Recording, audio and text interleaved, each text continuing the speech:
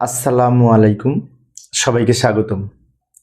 প্রিয় শিক্ষার্থী বন্ধুরা, আজকে আমি এইচএসসি আইসিটি বিষয়ের এইচটিএমএল কোড সংক্রান্ত চতুর্থ অধ্যায় রিলেটেড এইচএসসি টেস্ট পরীক্ষায় যে ঝিনাইদহ ক্যাডেট কলেজে যে সৃজনশীল প্রশ্নটি এসেছিল এইচটিএমএল সম্পর্কিত, ওই প্রশ্নটির সঠিক সমাধানের চেষ্টা করব।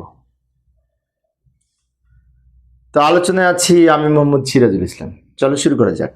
প্রথমে এই ধরনের যদি আমরা একটি ওয়েব পেজ তৈরি করতে চাই, এখানে একটি টেবিল দেওয়া আছে, উপরে ক্যাপশন আছে, ক্যাপশন আবার বোল্ড করা। ক্যাপশন ট্যাগের মধ্যে বোল্ড করতে হলে ক্যাপশনের মধ্যে আবার বি ব্যবহার করতে হবে টেবিল ট্যাগের ভিতরে। তো যাই হোক, এই ধরনের টেবিল তৈরির জন্য আমরা এইখানে কোড লিখে দেখাচ্ছি কিভাবে লিখতে হবে। শুরুতে এই ডক টাইপ এইচটিএমএল লিখবো। ডক টাইপ এইচটিএমএল দ্বারা ডকুমেন্ট টাইপ এইচটিএমএল বোঝায় এবং এটি দ্বারা HTML5 ভার্সন নির্দেশ করে। এরপরে HTML এর ওপেনিং ট্যাগ লিখবো, বডির ওপেনিং ট্যাগ লিখবো। মেইনলি বডির মধ্যে আমরা এটি তৈরি করব টেবিলটা। তারপরে টেবিল ট্যাগ ব্যবহার করব। টেবিল, এই যে টেবিল বর্ডার সমান 1 আর সেল স্পেসিং 0 করে দিব। সেল স্পেসিং 0 না করলে দাগগুলো এরকম সলিড হবে না, ডাবল ডাবল মনে হবে। এরপরে উইড 50% দিয়েছি টেবিলটা এরকম একটু বড় করার জন্য। এই উইড 50% এতে দেওয়া বাধ্যতামূলক ছিল না, কিন্তু এটা যদি না দিই তাহলে টেবিলটা এত সুন্দর হবে না, টেবিলটা চিকন হবে। তাই টেবিলটা একটু প্রস্থ বাড়ানোর জন্য আমরা দিলাম উইড 50%, মানে টোটাল পেজের 50% হবে। এরপরে এইটা তৈরি করার জন্য ক্যাপশন ট্যাগের মধ্যে আমরা লিখলাম, আমি একটু দ্রুত লিখে দিলাম সময় সেভ করার জন্য। ক্যাপশন ওপেন, ক্যাপশন ক্লোজ, মাঝখানে ক্যাডেট রেজাল্ট লিখব, কিন্তু এই ক্যাডেট রেজাল্ট লেখাটা বোল্ড করা। ক্যাপশন ট্যাগের মধ্যে যদি কোনো কিছু লিখি সেটা টেবিলের উপরে মাঝখানে থাকে কিন্তু বোল্ড হয় না। তো বোল্ড করার জন্য আবার বি ট্যাগ ব্যবহার করেছি ক্যাপশনের মধ্যে। আবার কোনো কোনো বইতে তোমরা দেখবে স্ট্রং ট্যাগ ব্যবহার করেছে বোল্ড করার জন্য। স্ট্রং, বি আর স্ট্রং দুইটার কাজ এক। এরপরে এই রোটা তৈরি করার জন্য টিআর ট্যাগ ব্যবহার করব। নেমের দুই পাশে টিএইচ লিখবো, কারণ এটি হেডিং আকারে প্রদর্শন করেছে, মাঝখানে লেখা। টিএইচ লিখলে লেখাটা মাঝখানে হয় এবং বোল্ড হয়, হেডিং আকারে প্রদর্শন করে। টিএইচ দ্বারা টেবিল হেডিং বোঝায়। জিপি এর দুই পাশে টিএইচ লিখবো, অনেক সহজ, কিন্তু অনেক সহজ। টিআর ওপেন, টিআর ক্লোজ, এটা দ্বারা রোড তৈরি হবে। রো দুইটা সেল ছিল তাই দুইবার টিএইচ ব্যবহার করেছি।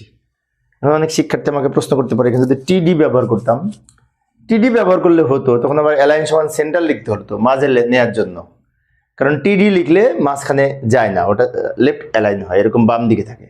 যেমন এইগুলো আমরা টিডি দিয়ে লিখবো, কারণ এগুলো সব বাম দিকে আছে, তাই না? বাট মাঝখানে আছে এবং বোল্ড আছে হেডিং আকারে প্রদর্শনের জন্য, শিরোনাম আকারে প্রদর্শনের জন্য এটা আমরা টিএইচ ব্যবহার করব। আচ্ছা, এবার আবার টিআর ব্যবহার করব। আবিরের দুই পাশে টিডি, জিপি5 এর দুই পাশে টিডি। ভালো করে লক্ষ্য করি, টিআর ওপেন, টিআর ক্লোজ, এটা দ্বারা এই রোটা তৈরি হবে, সারিটা তৈরি হবে। এবার দুইটা সেল ছিল তো দুইবার টিডি লিখেছি।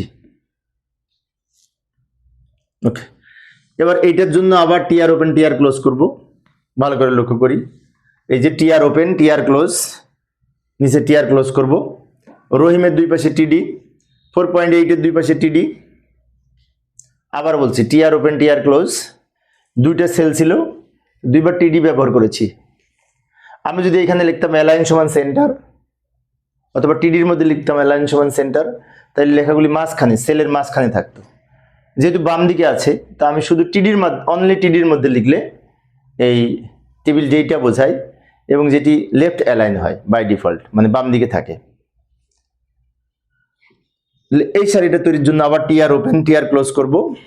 করিমের দুই পাশে টিডি, 4.5 এর দুই পাশে টিডি, আবার TR close, TR open, TR close, এই দুই পাশে টিডি লিখেছি।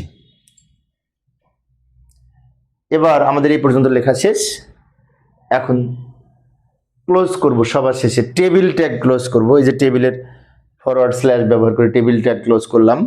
Body tag, closing body tag করব এবং HTML ক্লোজ করব। তিনটা ট্যাগ আমরা ক্লোজ করেছি, টেবিল, বডি, HTML।